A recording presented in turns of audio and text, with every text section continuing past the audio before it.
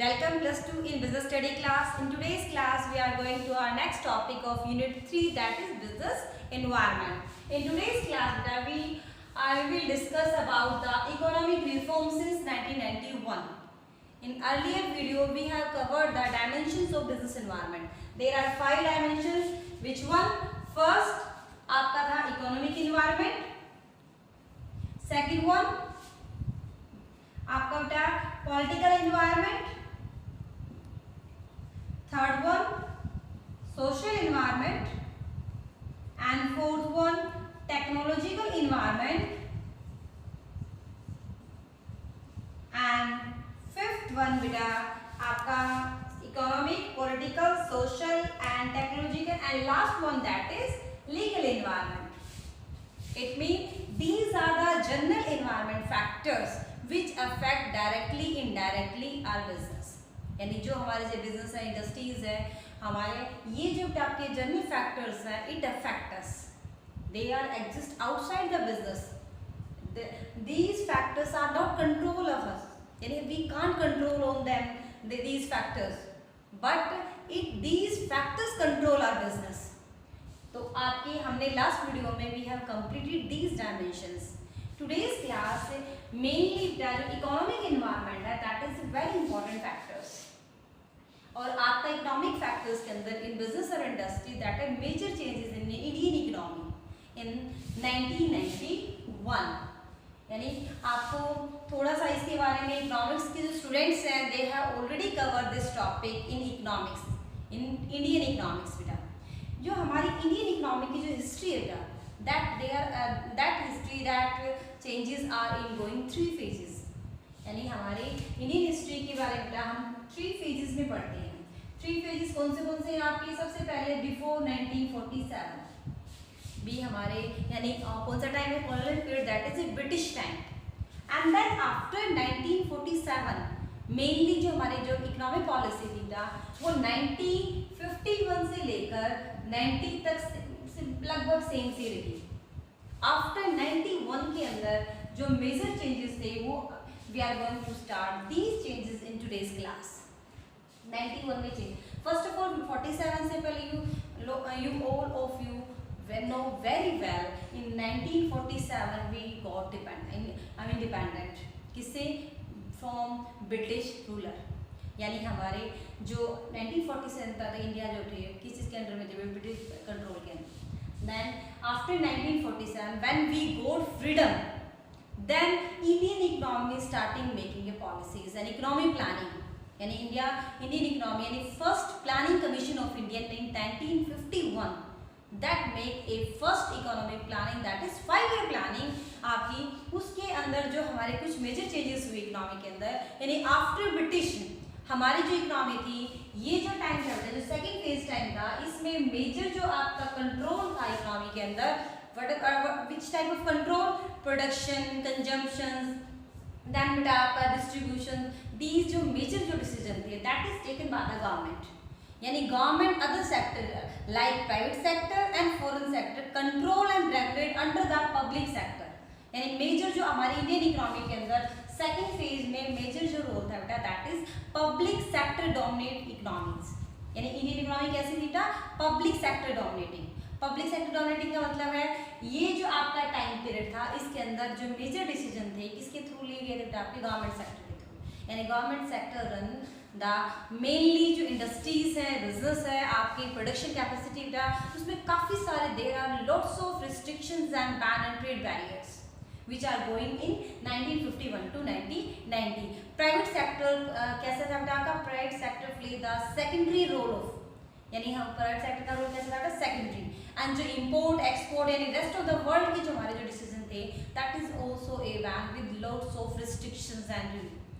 Then in 1991 we need some major changes.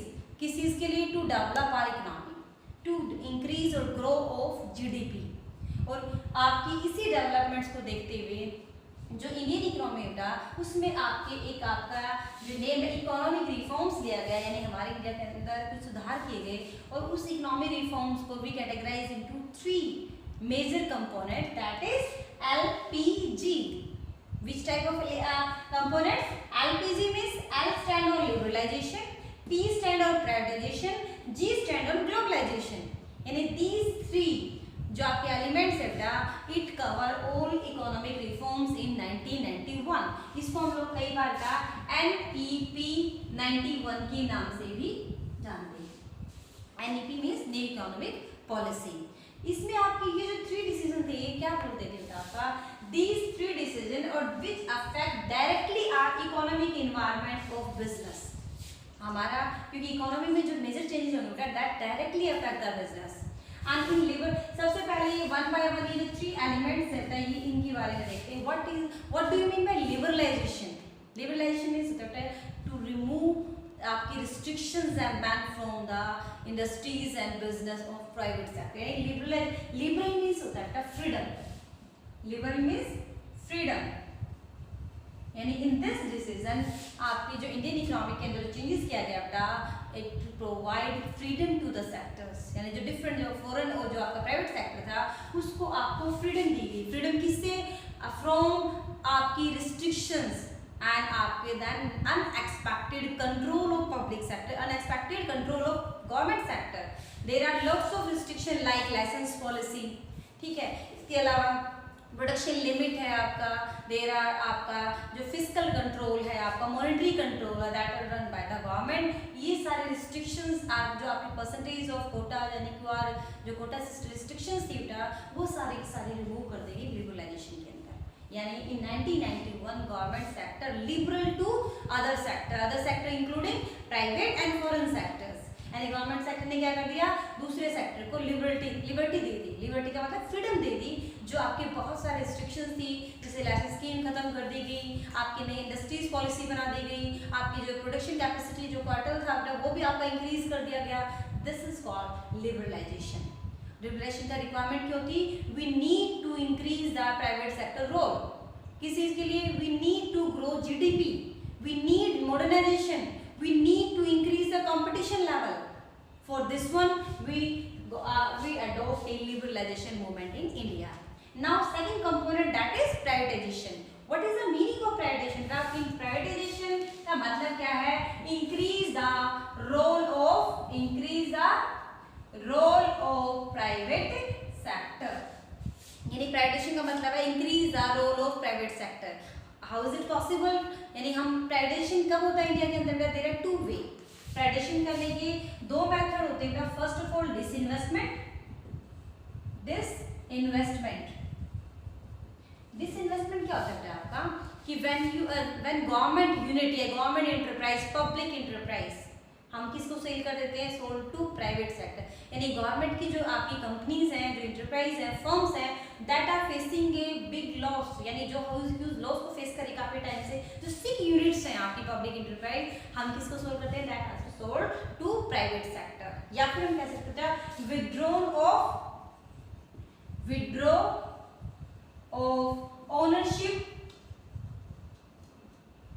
Ownership of public sector.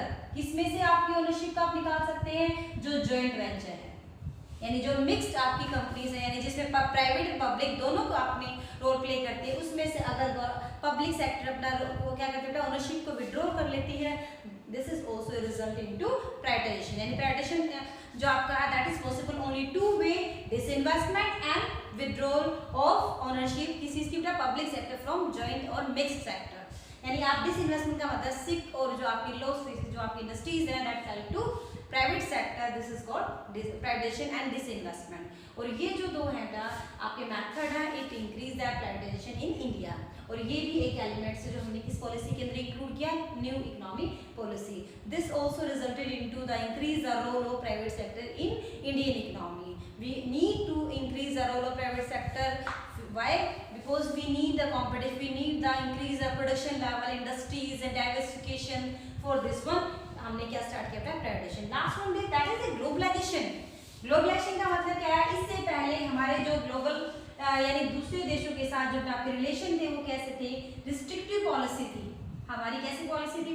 Restrictive policy. जो trade barriers थे वो बहुत ज्यादा कंट्रोलेबल थे.